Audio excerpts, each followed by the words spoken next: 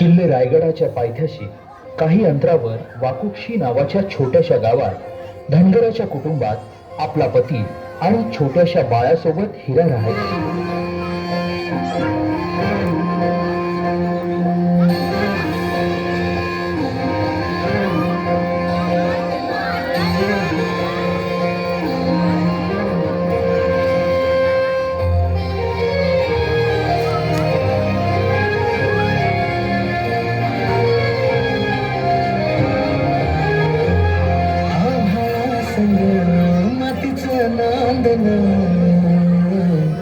जीव झाला चकवा चांदन आभाळा संग मातीचं नंदन जीव झाला चकवा चांदन दिवसाच दिस त्यात तारया नभामली दिवसाच दिस त्यात तारया नभामली हो जगन हे ज्ञान झालं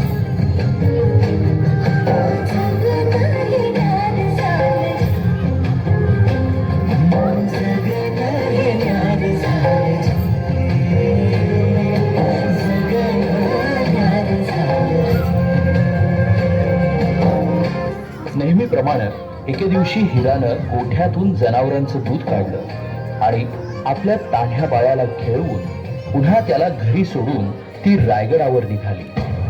तो दिवस होता कोजागिरी पौर्णिमेचा.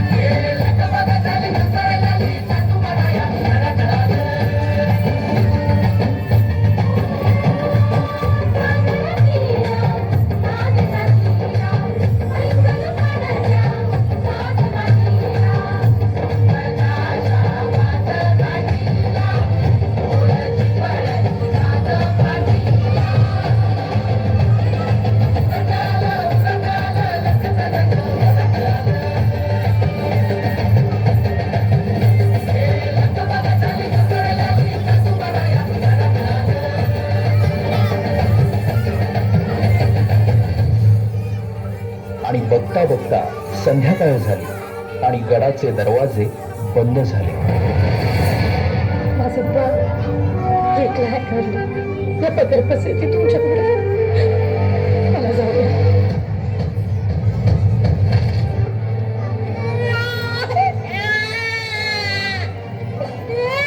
दमलेला जीव पुन्हा उमलू नये कानी येते हाक जेव्हा आई आई आई दमलेला जीव पुन्हा उमलू नये कानी येते हाक जेव्हा आई आई आई आई आई आई कुठून तरी रस्ता असेल ना एवढा मोठा गड. त्याचा तो पश्चिमेचा कडा आहे.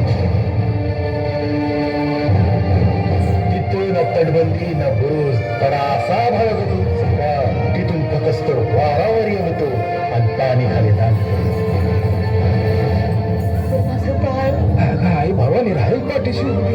आई भवानीला समधीकडे पोचता येत नाही म्हणून तर तिनं आई बनवलं. पोटासाठी घरी रोज हिंडते पाऊल कान घेते क्षण क्षण पिरांची चाहूल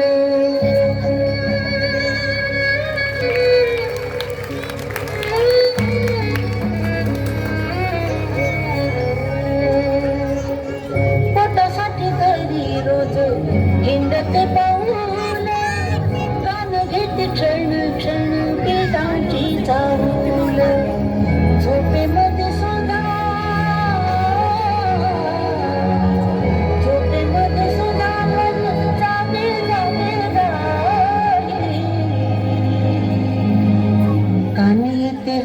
जेव्हा आई आई आई आई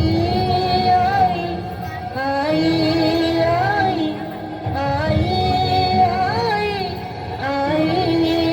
आई राज आज्ञेमुळं दरवाजा उघडणं शक्य नसल्यानं तिचं म्हणणं कुणीच ऐकेना. आता हिराच्या डोळ्यासमोर येत होतं ते म्हणजे तिचं घरी एकटं असलेलं तान्हं बाळ. त्याच्या आठवणीनं व्याकुळ झालेल्या हिरानं किल्ल्याच्या कडावरून खाली उतरण्याचा निर्णय घेतला.